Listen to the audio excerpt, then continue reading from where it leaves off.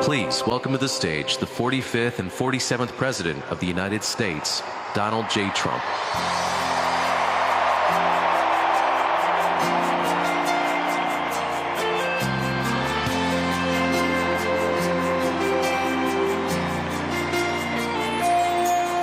If tomorrow all the things were gone, I'd work for all my life, and I had to start again with just my children and my wife.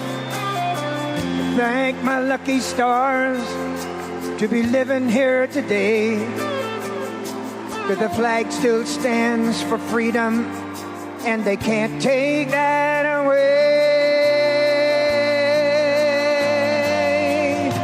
I'm proud to be an American, where at least I know I'm free. And I won't forget the men who died, who gave that right to me. And I gladly stand up next to you and defend her still today. 'Cause there ain't no doubt I love this land. God bless the USA.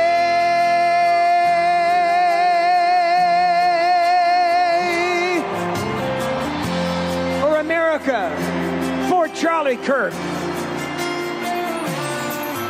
From the lakes of Minnesota to the hills of Tennessee, across the plains of Texas, from sea to shining sea, from Detroit to Houston, oh, in New York to LA.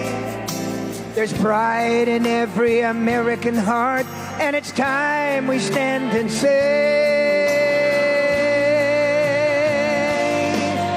that I'm proud to be an American, where at least I know I'm free. And I won't forget the men who died, who gave that right to me. And I gladly stand up next to you and defend her still today. 'Cause there ain't no doubt I love this land. Sing it! God bless the USA.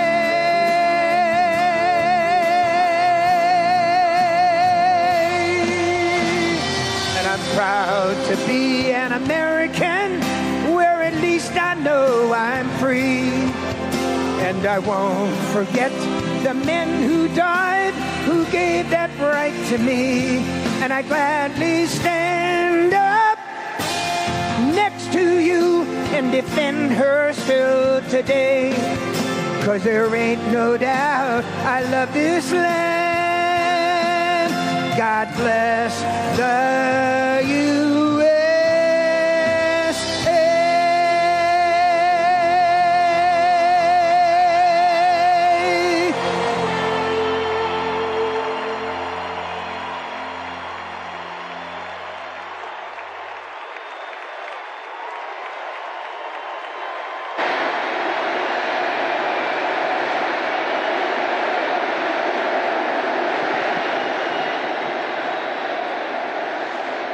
Well, I want to thank you very much, Lee.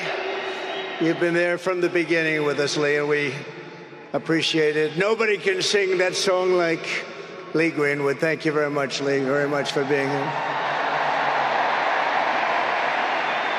And his voice has not changed, you know? Pretty amazing. And a special thank you to Erika, because today, America is a nation in grief, a nation in shock, and a nation in mourning. Less than 2 weeks ago, our country was robbed of one of the brightest lights of our times, a giant of his generation, and above all, a devoted husband, father, son, Christian, and patriot. Charles James Kirk was heinously murdered by a radicalized, cold-blooded monster for speaking the truth that was in his heart. He was violently killed because he spoke for freedom and justice, for God, country, for reason, and for common sense. He was assassinated because he lived bravely He led boldly, and he argued brilliantly without apology. He did what was right for our nation. And so on that terrible day, September 10th, 2025, our greatest evangelist for American liberty became immortal. He's a martyr now for American freedom. I know I speak for everyone here today when I say that none of us will ever forget Charlie Kirk, and neither now will history.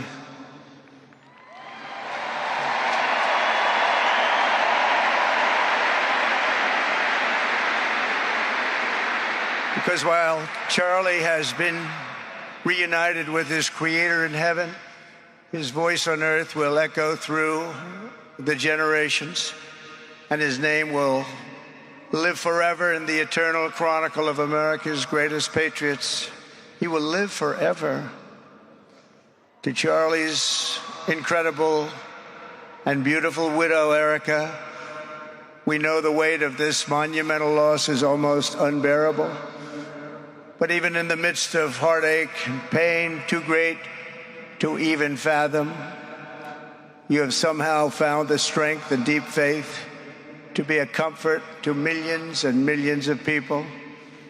And thank you very much, Erika. Thank you very much.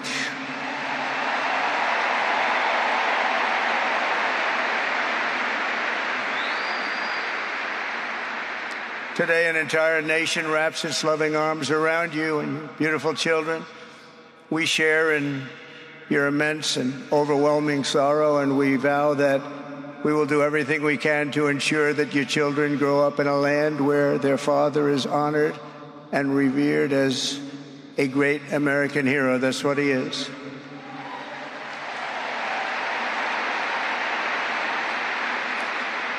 To Charlie's parents who lost their beloved son, and to the entire Kirk family, we know that no words could ever be enough to fill the void he leaves behind.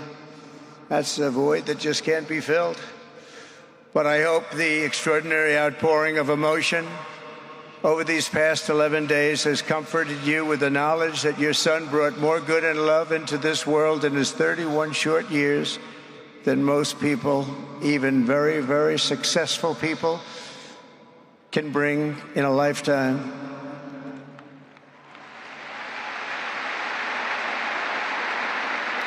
Charlie Kirk loved America with everything he had, and as we can see so clearly today, America loved Charlie Kirk.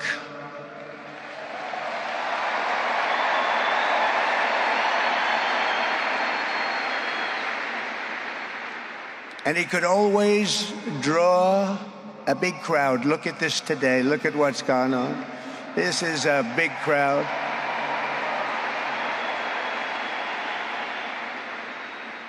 Here today we have the Vice President of the United States, J.D. Vance. We have the Speaker of the U.S. House of Representatives, Mike Johnson. We have countless members of the United States Senate, and I'm sorry I'm not going to introduce you, but I'll be up here. They're all over the place. And likewise, the House of Representatives, they're all over this big stadium. This is not an arena, this is a stadium. Our great cabinet and this stadium packed with rafters of people, not to mention the one across the street that also has tens of thousands of people, and they're watching us on screen right now.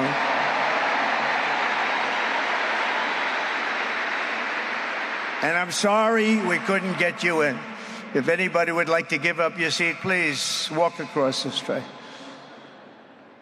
But this is like an old-time revival, isn't it? An old-time revival.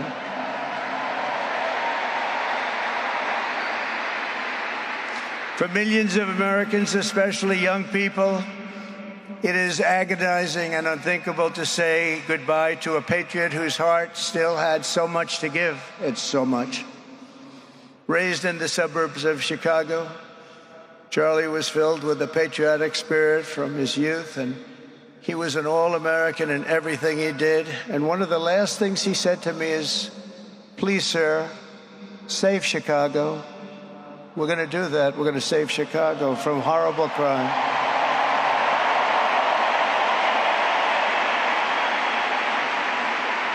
In high school, he was the quarterback of the football team and the captain of the basketball team. He was a good athlete. A lot of people don't know that about Charlie.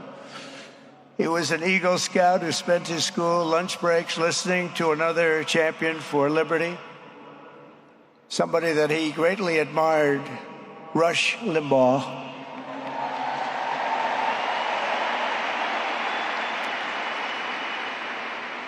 But what was even more important to Charlie than politics and service was the choice he made in the 5th grade, which he called the most important decision of his life, to become a Christian and a follower of his Savior, Jesus Christ.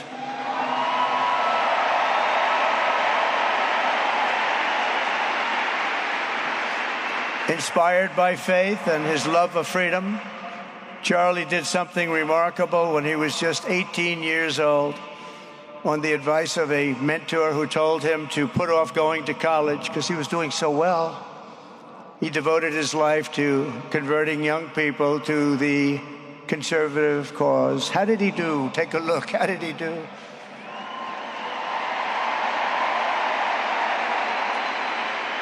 In 2012, 2 days after graduating high school, and with just $1,800 in his pocket, the young man from Illinois, who no one had ever heard of, started an organization whose grand ambitions were captured in its name, Turning Point USA. Great name.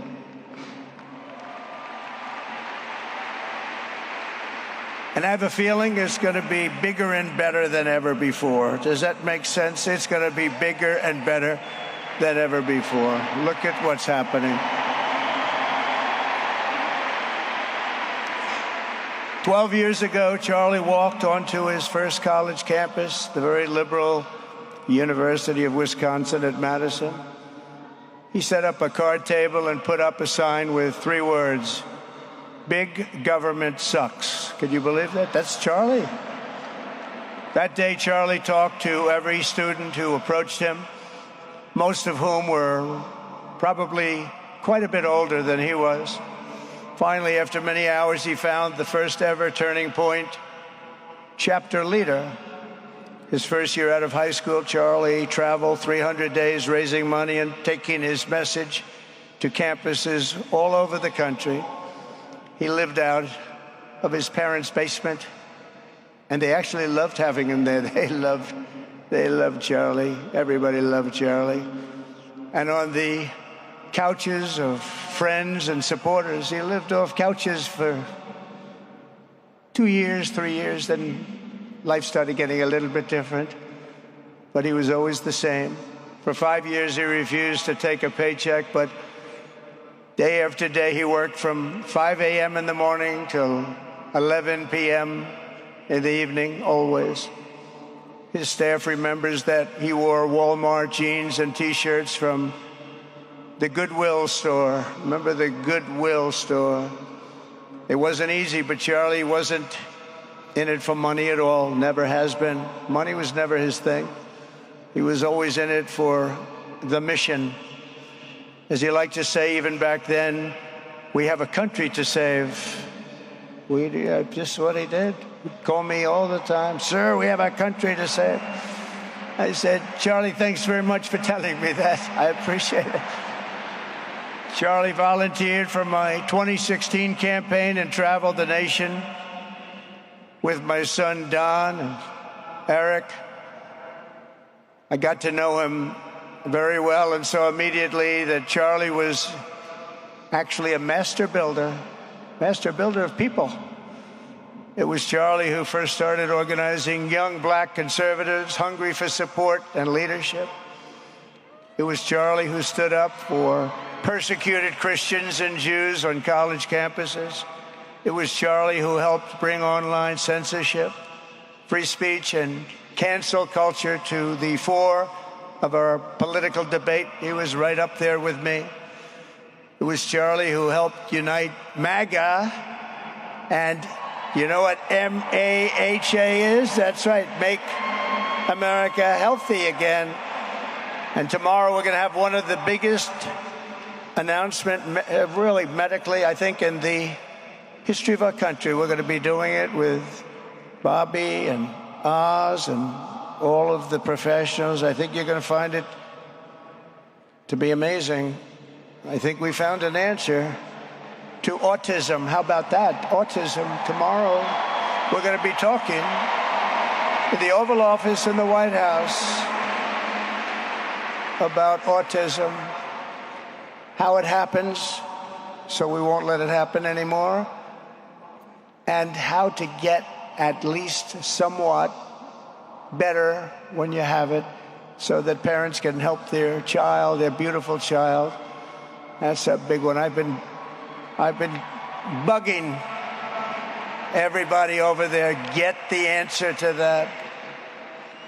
You know, 20 years ago, 1 in 10,000 were born with autism.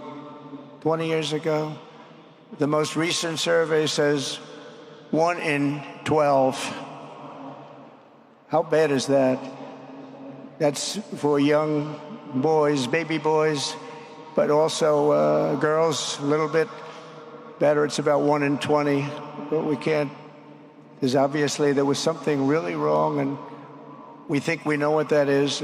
It's going to be, I think it's going to be one of the most important news conferences I'll ever have, and I look so forward to it.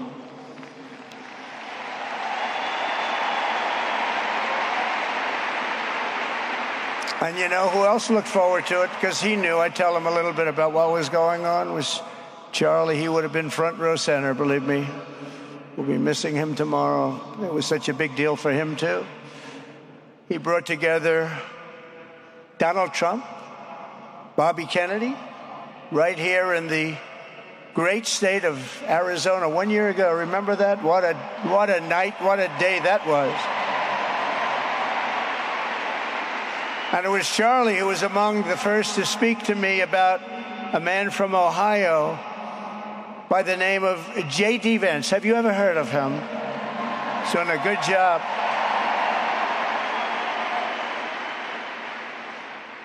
But Charlie would often call me, sometimes the night before a big event, the other side of the country. And he'd ask me, he'd say, do you think you could come and speak at the event? The following day, right? I'd say, Charlie, I'm the president of the United States. You want me to travel 4 hours by plane? And you know, sometimes I did it. He was a very good guy. He was a very convincing guy. He didn't stop, but he would ask for things like that. Sir, could you be tomorrow in California? I said, Charlie, give me a break, please. He just wouldn't stop, and he succeeded.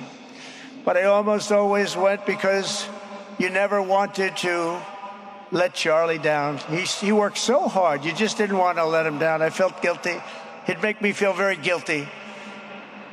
As president, many people asked me for things, but Charlie was one of the few who always gave more than he took. He was a giver, much more than a taker.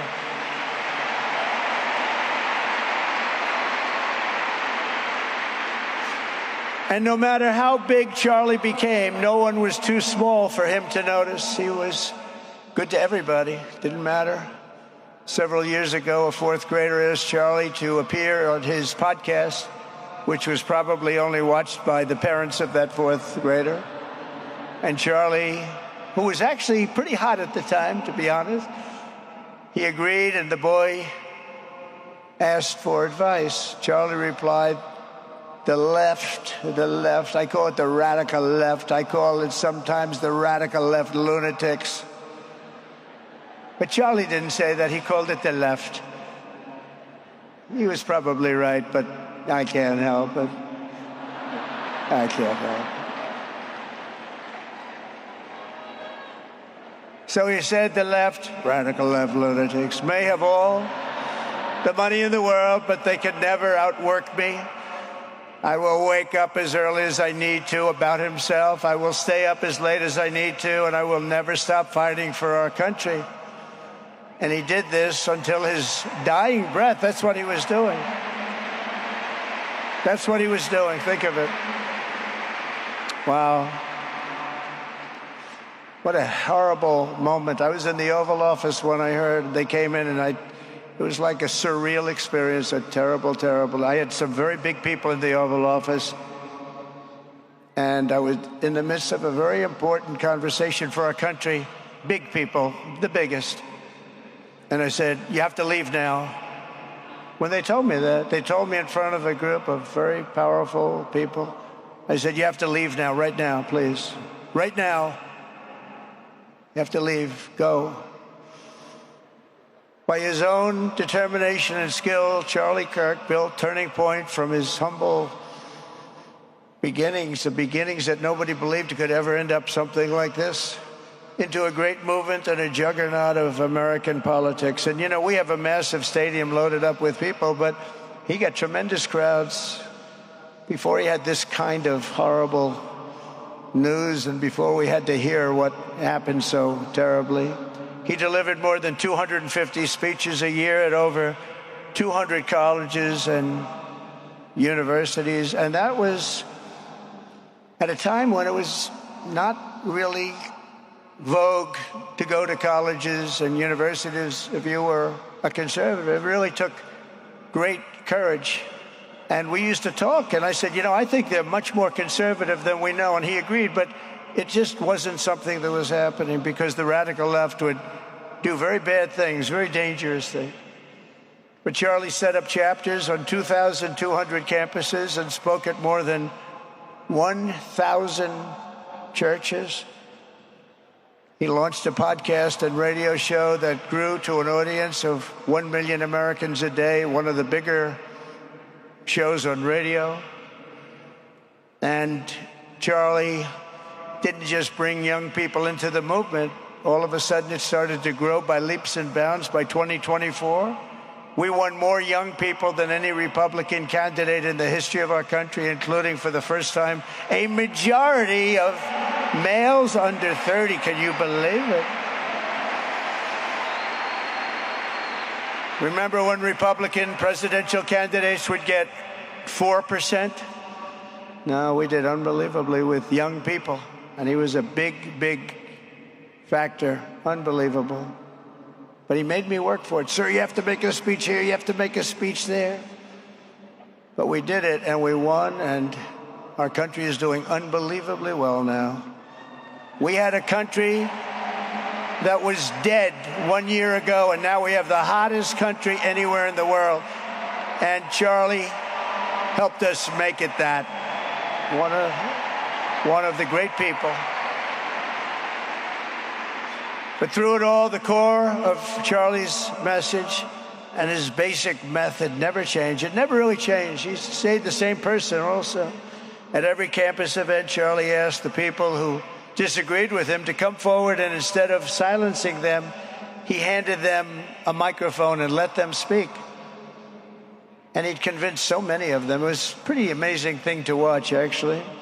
Shortly before Charlie arrived on campus, the day he was assassinated, a staff member texted him that there were many critics and students who were opposed to his views, and rather strenuously in the crowd. And that actually made him feel good because he wanted to convince them. He understood. He really did. He understood what was right. And he was right about that.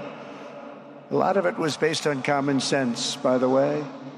Charlie wrote back to the staff member saying, I'm not here to fight them. I want to know them and love them, and I want to reach them and try and lead them into a great way of life in our country. In that private moment on his dying day, we find everything we need to know about who Charlie Kirk truly was. He was a missionary with a noble spirit and a great, great purpose. He did not hate his opponents. He wanted the best for them. That's where I disagreed with Charlie. I hate my opponent, and I don't want the best for them. I'm sorry. I am sorry, Erika. But now Erika can talk to me and the whole group, and maybe they can convince me that that's not right, but I can't stand my opponent. Charlie's angry. Looking down, he's angry at me now. He wasn't interested in demonizing anyone. He was interested in persuading everyone to the ideas and principles he believed were good, right, and true. Before each appearance, he prayed these words: God, use me for your will. Always said the same thing: use me for your will.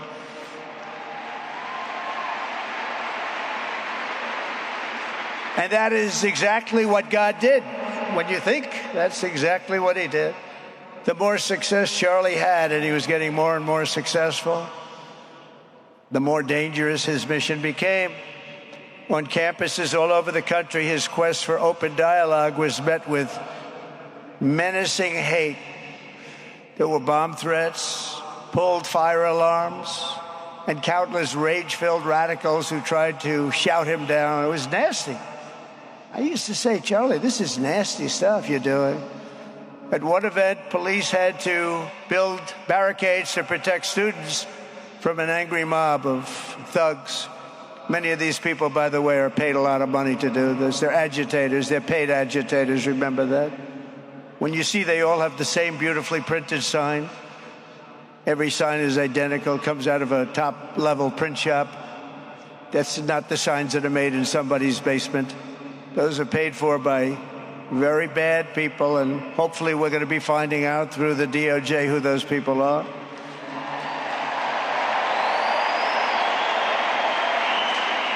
At another college, Antifa terrorists shattered windows, threw rocks, and tried to storm the building where Charlie was speaking. It was a really bad one. Often dozens of police officers were needed to prevent left-wing violence. And the violence comes largely from the left. You don't hear that from too many people, do you? And virtually every day for years before he was murdered, Charlie received these horrible death threats. People don't know. I used to talk to him about it. He said, I got some threats.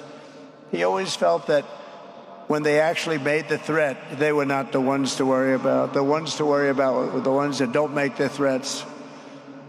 And I think you know what I mean. He knew the risk, but he and I shared a certain motto: never back down and never, ever surrender. Just don't surrender, never back down. He believed in it so strongly. So strongly. And he's right. He's totally right. The radicals and their allies in the media, sometimes referred to, as my son said, the fake news media, tried to silence Charlie for a simple reason: because he was winning, and he was winning big. He was taking over college campuses, colleges that had, in theory, only very liberal, or as they like to say, progressive. I call them liberal, but they like to call themselves, because such a beautiful word, progressive. They're the opposite of progressive, if you think about it. But they were really nasty, and he would go into these colleges. All of a sudden, within 2 years, 3 years, they turned into bastions of conservatism. It was really quite amazing to see. They lied about him because they did not want you to listen to him or to learn from him, because what he was talking about and even preaching made so much sense. Everywhere he went, he won the debates, he won the hearts, he won the minds, and yes, he won the elections for people. He helped us, he helped other people. We won the biggest election in the history of our country, I believe.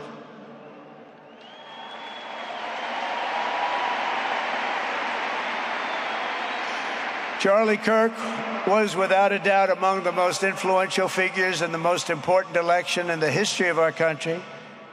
The election of, that beautiful day, November 5th, 2024. Do you remember that day? It was 9 months ago.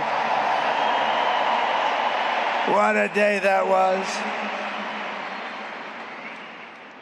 I mean, we had a pretty good day in the first one. And I must tell you, on the second one, we had a phenomenal day. But a lot of bad things happened. And now that's not even questioned. They cheated like dogs. But we got them back, didn't we, huh? Got them back. But we owe Charlie a profound and eternal debt of gratitude now. Just like Charlie and Erika made Turning Point hot, we are looking at a country that has the chance to attain a level like never before. Tariffs are making us rich again, richer than anybody ever thought was possible. And the only one challenging them are people that hate our country or foreign countries that are paying a price, because they did the same thing to us for years. They took advantage of us, but we're making money. We're becoming richer and richer. And we're taking care of our people better and better when we do that. And we can take care of other countries better and better. But we're doing unbelievably well. The tariffs have really been a hold. The election was big, but the tariffs, because of the election, came in. And remember, other nations do that to us. And Charlie understood that. He saw the money. He saw what was coming into our country. And we can use that for Medicare, Medicaid, Social Security, all of these things that we fight so hard for. And that's exactly what's happening. The numbers are incredible. When the news finally came out on election night last November that the race was officially won, came out pretty early in the night. Charlie was live on camera. In that moment, he was overcome with emotion. I've never seen him like this. He was so happy. For a long while, he said nothing. His eyes were filled with tears, and then he buried his face in his hands and he started crying. That wasn't the Charlie I knew, but in thinking about it, it actually was the Charlie I knew, because he had a tremendous heart. He just wanted what was good for our country, and he saw us going in such a horrible direction. Lovingly, Eric, and this was so beautiful, Erika put a MAGA hat on to cover his bowed head. I like that very much. MAGA, we love. Does everybody love MAGA? Make America Great Again.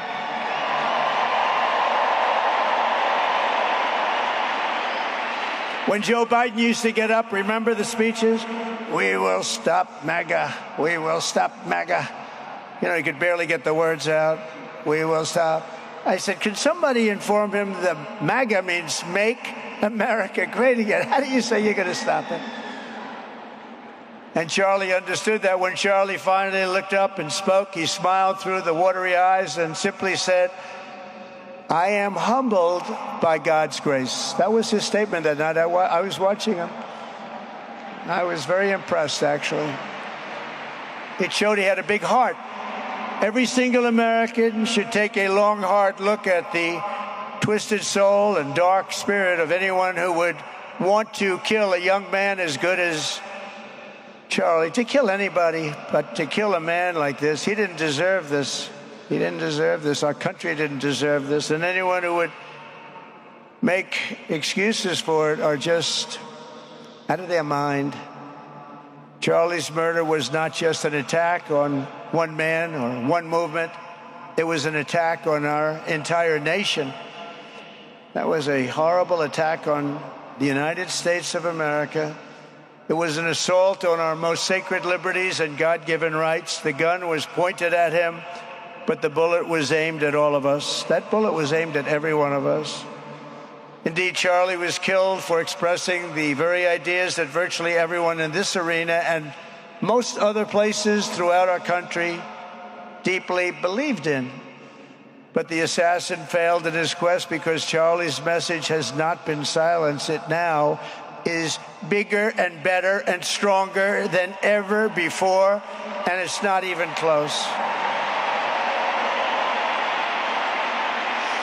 And it's rare that such a thing happens, but Charlie is bigger today than he was. Think about it.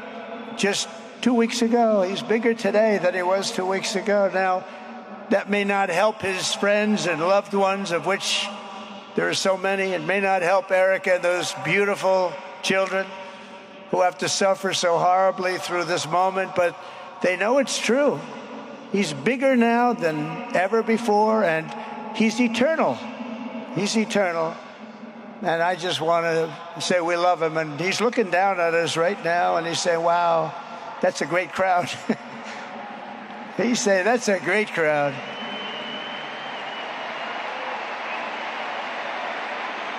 And it's a great crowd of patriots. But that's why I will soon award Charlie the nation's highest civilian honor, the Presidential Medal of Freedom. It's the highest civilian honor.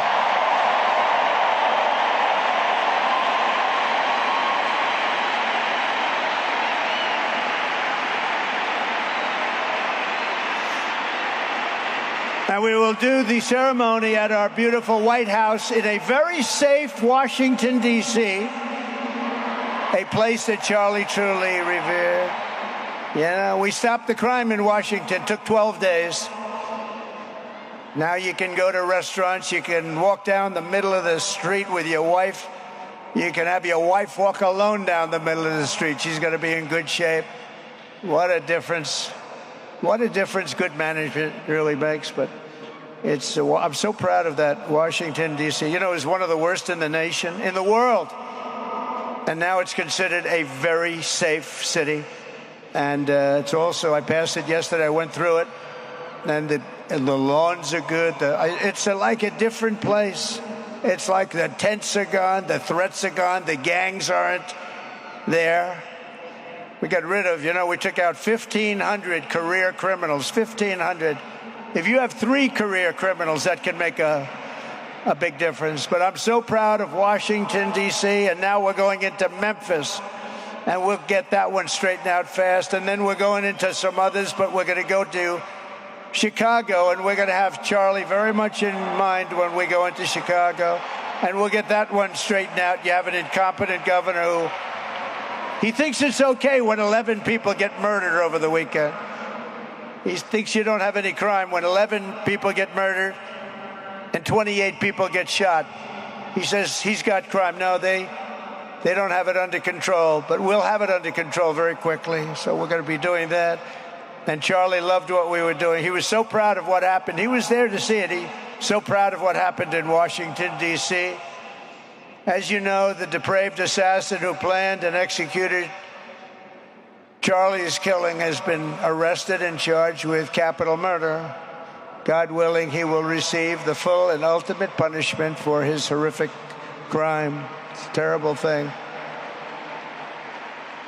Because you can't let that happen. You can't let that happen. Can't let it happen to a country. The Department of Justice is also investigating networks of radical left maniacs who fund, organize, fuel, and perpetrate political violence. And we think we know who many of them are. But law enforcement can only be the beginning of our response to Charlie's murder. Over the last 11 days, we have heard stories of commentators, influencers, and others in our society who greeted his assassination with sick approval, excuses, or even jubilation. You've heard that. So have I. Couldn't believe it.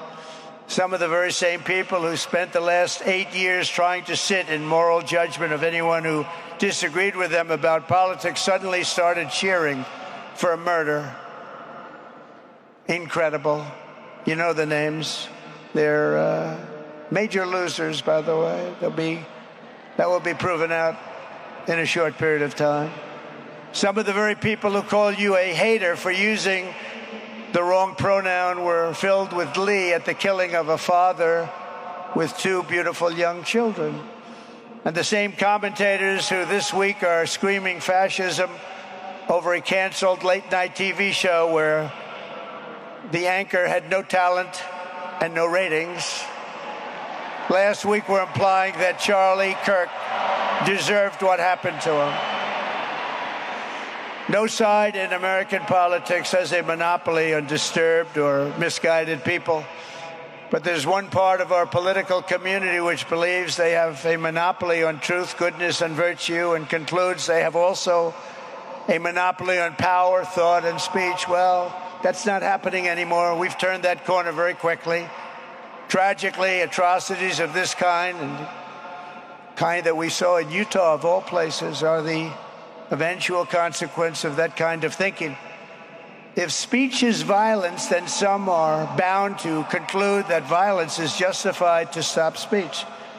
And we're not going to let that be justified. The tradition of reason and open debate that Charlie practiced is not a pillar of our democracy. In many ways, it's the basis of our entire society. It's the right and inheritance of every free American, the greatest legacy of the Enlightenment, and among the most treasured achievements of civilization. We will defend it at all costs, and we will carry forward the torch of liberty that Charlie Kirk held so proud and so high. He was so proud, and he did hold that torch high. We will never, ever let it fail. We will never let it fail. But we're going to raise it higher than ever before. It's going to be raised, and this is the beginning. Perhaps it should be no surprise that Charlie, who spent his life speaking with the critics of these traditions, ultimately became convinced that we needed not just a political realignment, but also a spiritual reawakening. We did. And we have to bring back religion to America, because without borders, law and order, and religion, you really don't have a country anymore. We want religion brought back to America. We want to bring God back into our beautiful USA like never before. We want God back.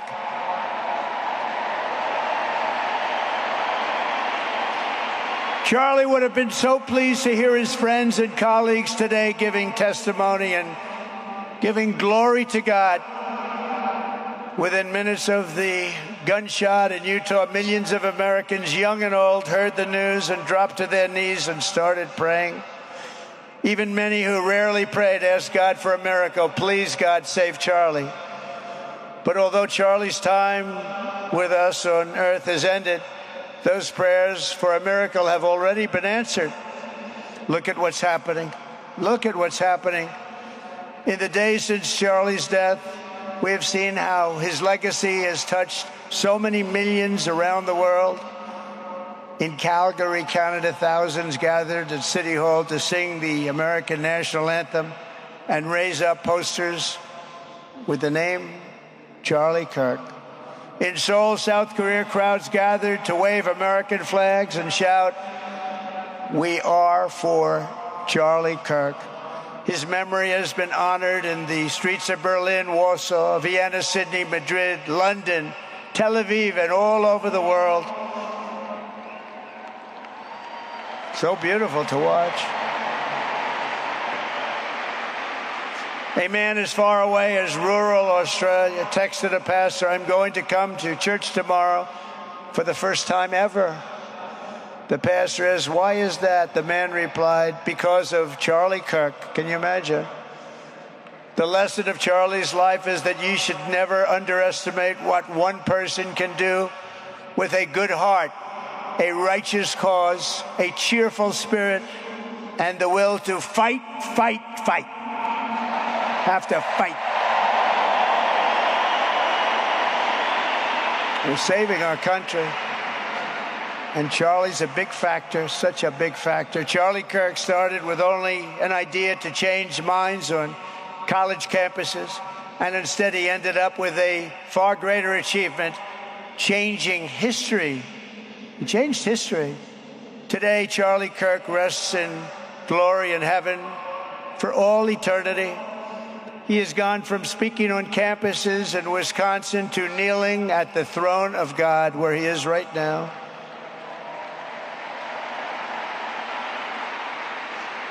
We grieve for the friend and leader that we have lost, but we go forward strengthened by his faith and bolstered by his courage and inspired by his example to defend the country he lived for the freedoms he died for, and the values in which he so deeply believed. He believed in values that we should all believe in. Charlie created something very special. It's called Turning Point USA. And under the leadership and love of Erika, it will become bigger and better and stronger than ever before.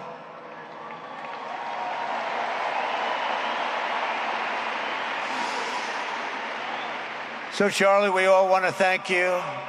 We want to say a very loud God bless you, Charlie. God bless you for what you've done is incredible. And God bless Erika and the children. God bless the United States of America. And could I ask Erika, please come out. Erika, please come out. Thank you.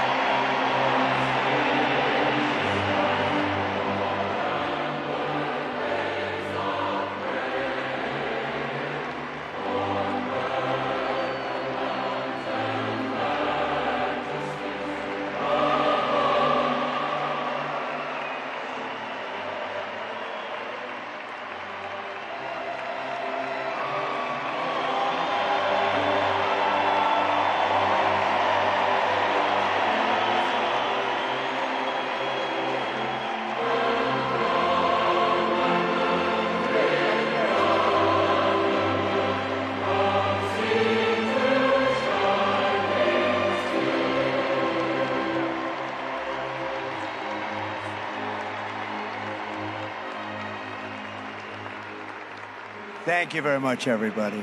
Thank you very much, and good luck. God be with you. Thank you.